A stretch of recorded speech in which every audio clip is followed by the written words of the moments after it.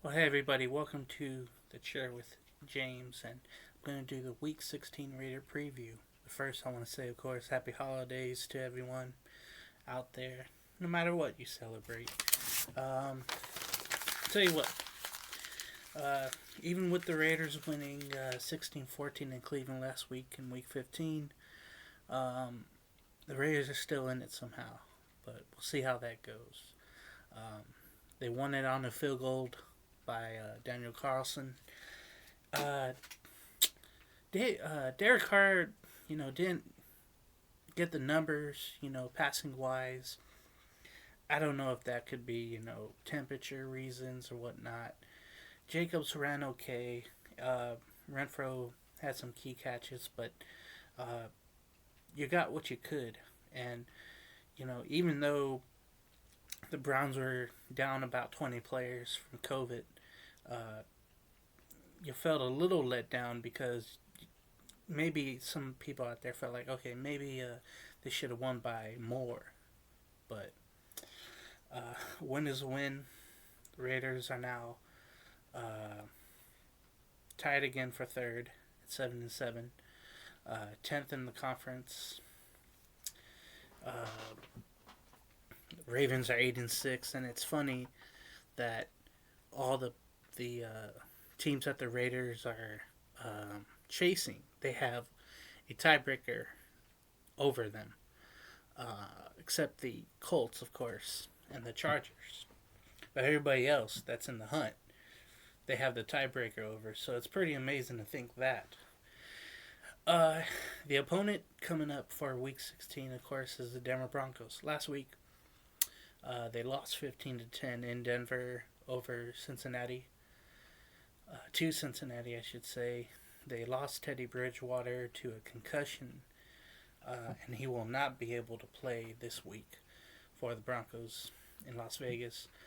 Drew Lock will most likely start for the Broncos. If you remember, he's the one, he's off and on.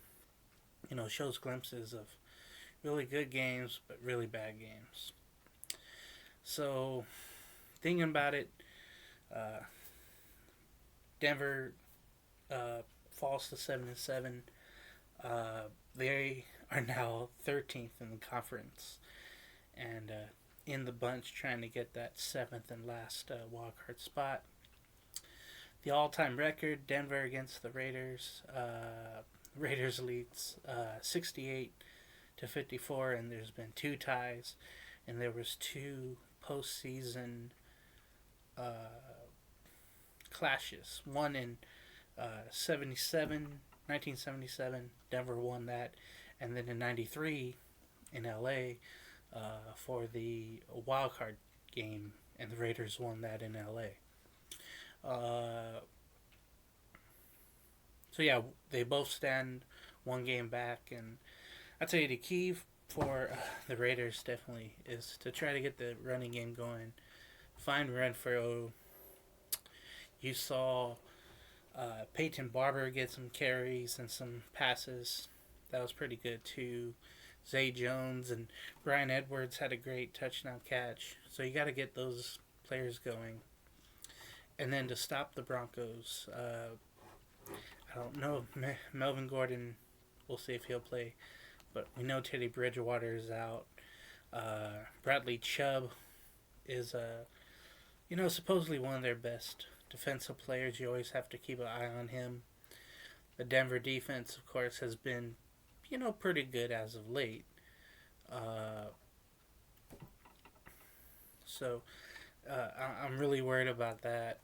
Their defense making stops and all that. But we'll see. I think the good thing coming up, as it's only Thursday going into Friday, but Denzel Perryman, the linebacker for the Raiders, who's always, in and practice, out of practice, he's been on and off the last three games, starting, not playing. He returned to practice on Thursday, so we'll see if he is able to play. I can tell you this also about the Raiders for practice wise.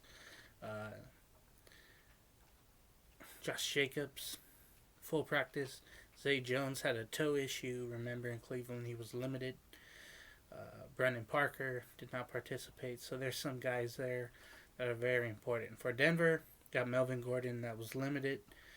Kareem Jackson,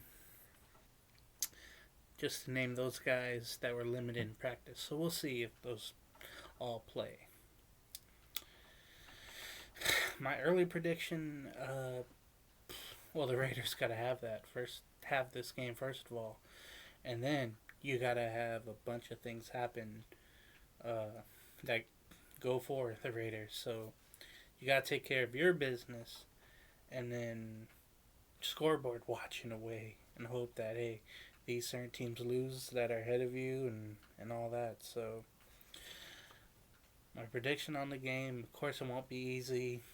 I know I keep saying, oh, it'll be by a field goal or whatnot. But hopefully, it's by more than 10. Hopefully, Drew Lock gets pressured by Nagandwe and Max Crosby, and we'll see if Perriman plays as a linebacker. We'll see if all that, Quinton Jefferson is able to get pressure on Lock, and that he's forced to throw when he's not ready. And the one thing I hope not to see, and I hope I don't jinx it, but I'm going to say it anyway, Jerry Jeudy, remember he's the rookie from last year, second year player. He's really done nothing for the Broncos this year. And it'd be a shame if he had a breakout game. But in my mind, as a Raider fan and as someone that will think of the worst things because it's happened, it would be a real shame if Jerry Jeudy had a couple touchdowns, a Deebo Samuel or AJ Brown performance from the Thursday night game. So hopefully that does not happen. That would be really bad. At any rate, Raiders, I would guess, would win 24-17. I'll say that. So that's what I think.